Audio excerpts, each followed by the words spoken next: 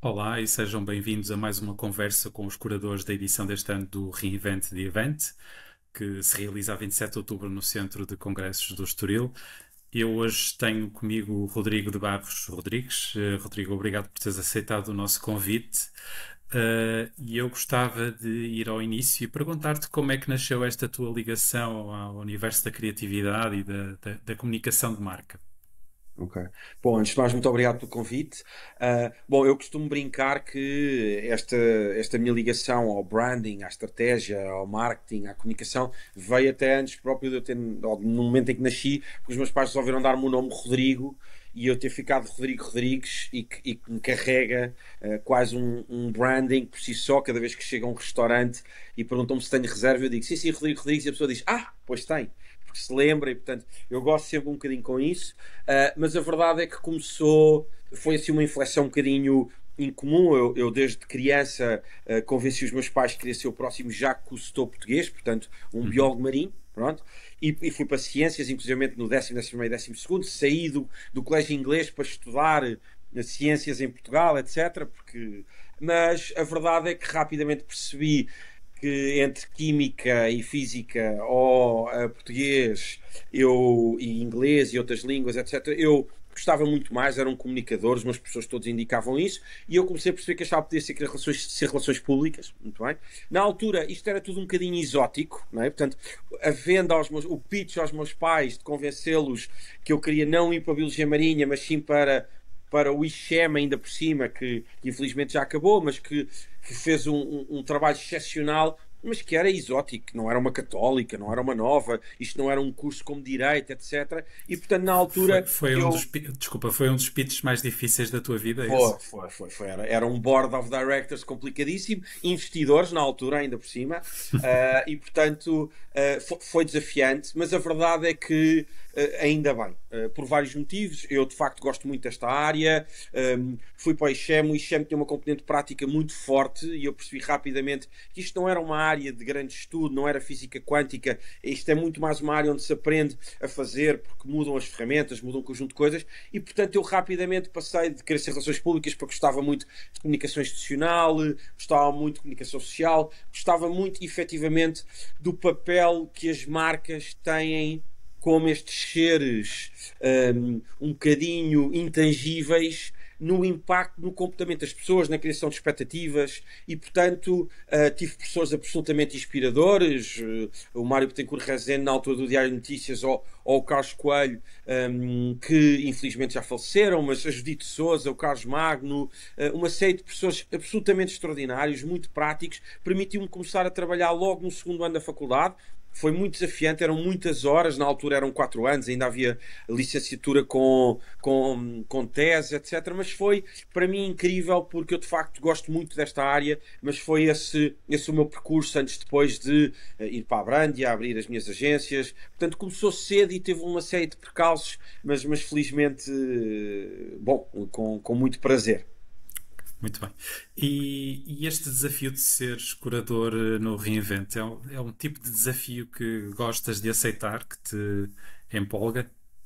Sim, muito. Antes de mais, agradecer do ponto de vista protocolar, mas mais do Nós. que isso, sim. Ou seja, o evento já é uma marca, já fala por si, já tem um nível de exigência e, portanto, a primeira coisa que eu sinto sempre neste tipo de convites é uma responsabilidade. A responsabilidade de facto, conseguir entregar algo de valor não só ao evento per si, mas também a quem vai ver, a quem participa, a quem pagou o bilhete, porque efetivamente há um lado aqui que eu acho muito interessante, que é nós na curadoria, a ideia é procurar, na minha opinião, entregar algo que seja original, que acrescente valor e que, acima de tudo, tem uma componente que eu acho muito interessante, que é um lado mais efêmero. Ou seja, este painel, estas questões, as respostas, o momento em que estão os convidados, não se vai repetir. E eu acho que hoje em dia nós estamos muito habituados ao on-demand, a mudar o comando, a olhar para trás e para a frente, ver a série toda num só dia. E eu acho que há aqui uma componente efêmera e que eu acho muito interessante. E depois, enfim, vocês são naturalmente exigentes, nós temos tido aqui ótimas conversas e, portanto, a vossa curadoria da curadoria remete também para isso. Já tem um histórico de ótimos oradores, de ótimos curadores e, portanto, com isso, eu acho que esta responsabilidade diria que é o tema principal, mas eu gosto disso, sempre gostei de desafios e portanto vi-o com mais um desafio para o qual estou muito empolgado que agora possamos concretizar e com responsabilidade vem expectativa e com expectativa vem conseguir superar isso através de uma experiência. Uhum. Vamos então falar um bocadinho do teu painel. O tema que escolheste foi o improviso como forma de criatividade de marca. Como é que chegaste a este tema e o que é que te interessava aqui explorar? É uma boa pergunta. Eu acho, bom, como qualquer processo criativo, é mais fácil justificar no final do que no início, não é? Mas eu diria que eu queria trazer algo, como disse há pouco, que fosse original, que tivesse um lado contemporâneo. Eu acho que há aqui um aspecto fundamental que é o improviso aqui vem um bocadinho a pescar o olho e a brincar um pouco com um movimento grande de data e data-driven decisions, com um movimento grande de AI e o que isso nos permite também fazer, mas também com esta ideia de que hoje em dia, e eu sou, se tivesse que nomear alguma coisa, eu sou um estratega de marcas e, portanto, um estratega não é um improvisador à partida, mas a verdade é que hoje em dia os ciclos já não são a 10, nem a 5, nem a 3 anos, ok? Nós temos realidades que mudam muito, muito rapidamente, do ponto de vista social, com temas como a guerra, do ponto de vista financeiro, por causa de como as marcas podem financiar, social, por causa dos temas com que as pessoas, de forma tão polarizada, se tocam. E, portanto, eu quis trazer aqui um bocadinho um lado humano, um lado de criatividade, de reação, porque eu acho sempre que ser-se inteligente e a criatividade, o sentido do humor, é tudo a nossa capacidade nos adaptarmos à realidade. E, portanto, isso acrescentou 2 insights. Eu ter ido ver, que gosto muito, sou muito fã, o César Mourão, em mais um espetáculo extraordinário que eu recomendo a todos irem ver, os Comédia à la carte com inteligência artificial, porque é, de facto, o improviso, não é? E depois, por outro lado, também o facto de tenho estado a trabalhar, eu já fiz isto, já estive envolvido em variadíssimas campanhas políticas do ponto de vista de estratégia de comunicação e onde há um lado fundamental de se conseguir improvisar. E, portanto, eu quero perceber se as marcas estão, e as pessoas que gerem essas marcas, estrategicamente a preparar-se para saber improvisar. E até onde é que vai essa capacidade de reação em marcas que têm que ser mais humanas, mas acima de tudo também têm que saber reagir mais rapidamente e reagir melhor. Portanto, trabalham em cenários, é um improviso total, há dinâmicas, não deixam espaço para improviso. E, portanto, é isso que eu quero trazer para a discussão na perspectiva de que é a criatividade que vai então resolver esses constantes desafios que nos obrigam a improvisar. Não é falar de erros, não é falar que existem sempre, é efetivamente perceber como é que se incorpora improviso e capacidade de reação num mundo e em decisões que devem ser estratégicas e que estão constantemente a ter que se adaptar. Uhum. Para essa conversa escolheste a Raquel Abrantes, o Tiago Sim. Simões e a Inês Condesso. Uhum. O que é que, enfim, fala-nos um bocadinho de cada um destes convidados e o que é que esperas que cada um deles possa trazer para esta conversa, para esta reflexão? Ok. Bom, eu tive a sorte e o prazer, até porque lá está, mais uma vez, aqui falando um bocadinho da Barba Branca, já trabalhei com muita gente e, portanto, é ótimo poder acima de tudo, ter relações de proximidade com estas pessoas. Eu sempre disse uma coisa, eu tenho empresas minhas desde 2008, portanto eu tinha 27 anos. E eu sempre fiz a parte também, aqui um pequeno à parte, mas que vais perceber onde é que eu quero chegar, eu sempre fiz a parte também de business development, de relacionamento, de vendas. A empresa é tua, se não vais à espera que os projetos cheguem. Eu comecei uma empresa que era a Once Upon a Brand, com um sócio meu, com o Miguel Moreira, meu grande amigo, e que nós não tínhamos portfólio, não íamos a concurso, e portanto eu dizia que as pessoas tinham que trabalhar connosco pelos nossos lindos olhos azuis que nós não tínhamos, não é? E portanto, isto significou que eu sempre me habituei muito a procurar negócio, a procurar oportunidades de forma criativa, de forma que fôssemos trazer valor, e isto muitas vezes significava trabalhar com amigos. Trabalhar com pessoas que confiassem em nós e que arriscassem. E a verdade é que eu lembro-me que às vezes ia-me sentar com um diretor de marketing do Continente ou da Ótimos, e eles eram muito mais velhos. Com 40 e tal anos, eu tinha 27, eu era um miúdo. Como é que eles iam arriscar trabalhar? Como é que depois levantavam-se e tinham que ir buscar os filhos, ou tinham reuniões muito mais importantes do que as nossas? Isto para dizer que, na altura, e eu lembro-me, passado uns anos na Torque, de dizer, olhem, aos meus sócios, dizer, olhem, nós temos aqui que considerar uma coisa, que é, há aqui um gap difícil de crescer para outros clientes. E a minha análise tinha a ver com duas coisas. Havia um conjunto de marcas que trabalhavam por alinhamento internacional, portanto, nunca trabalhariam com uma agência independente nacional, não podem, ok? As McDonald's, as Renault, and so on, pronto. E depois havia um conjunto de marcas com diretores de marketing de renome, excepcionais, etc., que eram da geração acima da nossa, na altura, e onde havia agências detidas por pessoas da geração acima da nossa que não era apenas uma relação contemporânea ou de amizade.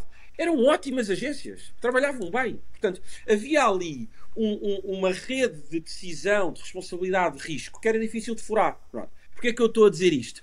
Hoje em dia gosto imenso de ter a mesma idade, ok? Ou às vezes até ser um bocadinho mais velho que os meus clientes. Pronto. Porque existe, efetivamente, um entendimento sobre o que são desafios da organização, o que são temas da carreira, o que são a experiência acumulada, porque também já fizemos as coisas e fizemos ao mesmo tempo. E, portanto, há um histórico partilhado de uma indústria coletiva muito interessante, ok? Portanto, o meu primeiro nome, confesso, foi o Tiago Simões, ok? Que é alguém que eu admiro muito, é alguém com quem o primeiro projeto, na altura entre a Torque e a Sonai MC, o modelo Continente, foi desafiante. Era a marca de um azeite que era suposto combater com Oliveira da Serra e Galo, quer dizer, duas love brands. E o Tiago, que tinha muitas agências, nós éramos ali um bocadinho os desafiadores, foi de uma lisura, de uma honestidade intelectual e profissional extraordinária, ok? Portanto, conquistou-me no bom sentido com isso. Um diretor de marketing não tem que conquistar alguém de uma agência, normalmente é o contrário, mas desde então criou-se uma relação de amizade, de reciprocidade, e portanto temos vindo a fazer muitos projetos em conjunto. E eu gosto muito deste desafio novo onde o Tiago está, na BetClick. Pronto, mais como country manager, mas gosto acima de tudo de alguém que tem não só um lastro de ter, levado para a frente uma marca como o Continente, a marca talvez mais abrangente, mais democrática, que simultaneamente patrocina e promove eventos, e portanto gosto muito dessa perspectiva, pronto, mas também agora alguém que está no entretenimento, na tecnologia. E depois o Tiago tem um lado também pessoal muito interessante sobre temáticas de cinema, de conteúdos pop, etc., que eu acho que vão ser ótimos para falar no ponto de vista de criativo. O Tiago, nunca tendo poder assumir um papel muito criativo, é dos meus clientes mais criativos. Eu já passei por dezenas ou centenas. E, portanto, o Tiago veio com essa lógica. A Raquel está com um papel agora na Brisa e, portanto, eu quis trazer a empresa B2B. Eu gosto da perspectiva da empresa B2B, que tem também marcas B2C, é evidente, mas do ponto de vista interno, cultural, pensa a ciclos de 10, 15 anos. Cimento, betume, autoestradas, portagens. E, portanto, queria trazer um bocadinho essa perspectiva de como é que ela também internamente tem estes desafios quando opta por patrocinar, quando opta por estar num evento. O que é que pode ser B2C, o que é que pode ser B2B, onde é que stakeholders, e eu também quero perceber, porque se nós olharmos para tendências, para os eventos, conseguimos ver o surgimento de marcas que antigamente nunca estariam a patrocinar eventos. Quer dizer, eu diria que um dos maiores stands ou das maiores ativações no Nós Alive é a EY, uma consultora. Portanto, onde é que nunca... Quer dizer, que nem sequer pode passar uma fatura a um consumidor final. Portanto, eu quero perceber essa visão do B2B nos eventos, à luz também do que é o tal improviso, principalmente quando ela está a percorrer novos caminhos. Pronto. E porque ela tem muita graça também, e é uma apaixonada por música e por eventos, e portanto eu acho que pode ser muito interessante. E depois, last but not least, eu acho interessante, temos aqui a visão de alguém que, no fundo, agora, recentemente, passou de uma marca que era a Via Verde, não é? Portanto, desculpa, peço desculpa, que era a FNAC, para olharmos muito mais para uma perspectiva desta nova marca que vem. Portanto, ela tem um ativo fortíssimo. A Inês Condés tem um ativo fortíssimo que é a FNAC, tem um ativo fortíssimo que é a Media Market, ok? Marcas que têm uma relação com a cultura, que promovem eventos, mais a FNAC, e que agora, de repente, por um alinhamento internacional, bum, Darty, pronto, e portanto, ou Darty, ou Darty, ou Dart, enfim, até isso, não é? Enfim, e como é que ela vê esta nova fase? Como é que ela vê? O que é que ela tem de estratégico? O que é que ela pode improvisar num mercado onde nós já vimos isso acontecer, Love Brands como a Fox tiveram que desaparecer, ou então recentemente uma Lease Plan, que é praticamente nome de categoria para entrar uma Ivans, parece um nome de remédio. Onde há tanto capital, como é que estas decisões internacionais convivem? E, portanto, são 3 pessoas com quem eu já trabalhei, que eu gosto muito, que têm ótimas cabeças, que eu admiro muito e que acho que estão em organizações diferentes, todas elas a saber o que é patrocinar ou promover eventos, e todas elas em fases muito diferentes do que têm que fazer com as suas funções. Muito bem. Pela tua experiência, as marcas em Portugal estão dispostas para este desafio do improviso? Ou seja, são capazes de perceber aqui o potencial até estratégico, eventualmente, do improviso? Ou não é um terreno fácil? Eu acho que não é um terreno fácil. Ou seja, eu acho que nós, por um lado, nós aqui temos 2 empresas multinacionais, pronto, ok? Uma como a BetClick, mas que terá com certeza o seu local flavor, dá para ver pelo que fazem, pronto. Uma Brisa, que não podia ser mais nacional, digamos, pronto. E depois esta fusão, ou esta confusão inicial, como eu digo, de rebrandings, etc. E eu acho que aí, obviamente, há modelos de governance e, portanto, haverão culturas mais nacionais, menos nacionais, e, portanto, eu acho que isso vai ser interessante.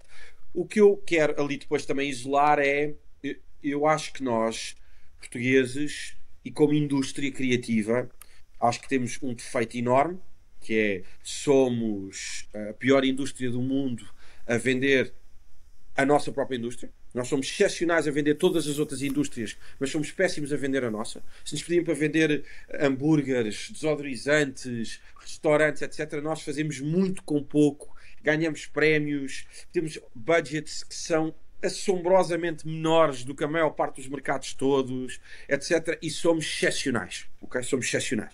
Depois, a vender a nós próprios, vai quase tudo a concurso, faz dumping, oferece trabalho para o trabalho e para a rua, recebe-se 3 meses depois de se ter feito o trabalho, enfim, temos de facto que ser melhores a vender a nossa própria indústria. Eu costumo sempre dizer isto. Agora, eu acho que aqui vai haver reações diferentes. Eu acho que culturalmente isso vai ser interessante. Eu acho que é muito difícil um gestor de marketing assumir que tem um lado de improviso, mas por outro lado, eu acho que quando confrontados com o a posteriori, vão reparar que improvisaram muito mais do que achavam e que isso pode ter corrido muito bem. Pronto. E eu digo isto tanto do ponto de vista de estratégico, do decidiram avançar ou não com o patrocínio a um evento ou com a presença a um evento, que acharam que ia correr mais ou menos e que depois rebenta no bom sentido, escala e sobe e passa a ser obrigatório para a marca, como obviamente também outros temas que aí eu diria que, não caindo demasiado no desenrasca, é uma ótima ferramenta. É uma ótima ferramenta. Eu tive a oportunidade de fazer quase mais de 220 workshops em 15 países durante 10 ou 12 anos. Workshops de cocriação, workshops de criatividade. E trabalhar improviso ou cenários ou what ifs no Brasil é muito mais fácil do que trabalhar na Bélgica. Mas é muito mais fácil porque é uma questão cultural. Quer dizer, nós estamos a falar de marcas no Brasil que eu lembro sempre de contar. Eu, quando fui para lá morar, havia uma marca de paleta mexicana, que eram os gelados mexicanos, em São Paulo. Quando eu vim embora, nem 2 anos depois, havia 25. Portanto, a velocidade de mercado, isso não acontece na Europa. Não acontece. Nenhum player na Europa tem que estar preparado para entrar em 24 concorrentes. Não há essa velocidade. Não há, como também não há problemas de distribuição porque de repente chove durante 2 dias, como pode acontecer em São Paulo. Portanto, ou no Brasil, já para não dizer no resto do Brasil. Portanto, esta capacidade de saber improvisar e a marca ser o órgão vivo, flexível, que pode gerir uma expectativa, que pode reagir hoje em dia no digital, num evento, etc. É isso que eu quero perceber. E, portanto, acho que vai haver conversas interessantes, mas acho que vai haver ali um bocadinho de desconforto. Eu à partida, não quero preparar os meus convidados demasiado, senão não vão improvisar. Mas eu diria que eles confiam em mim, confiam na marca Reinvent e, portanto, acho que vai correr bem. Ok. Portanto, fazendo aqui um certo paralelismo, parece-te que também tudo isto, estas abordagens, têm muito que ver com a cultura de cada empresa e de cada marca. É um bocado isso? Com certeza, a cultura de cada empresa, cada marca, a cultura também, eu diria, do mercado onde está inserido. Pronto, eu acho que isso também é absolutamente fundamental. E depois, obviamente, porque há mercados que são mais estáveis do que outros, do ponto de vista político, social, quer dizer, estamos aqui a falar do caso, por exemplo, tanto da BetClick como no caso da Brisa, são marcas e são negócios que podem ter impacto do ponto de vista da legislação. Pronto, e portanto, aí qual é que é a preparação para um imprevisto? Qual é que é a preparação para um imprevisto? Ok?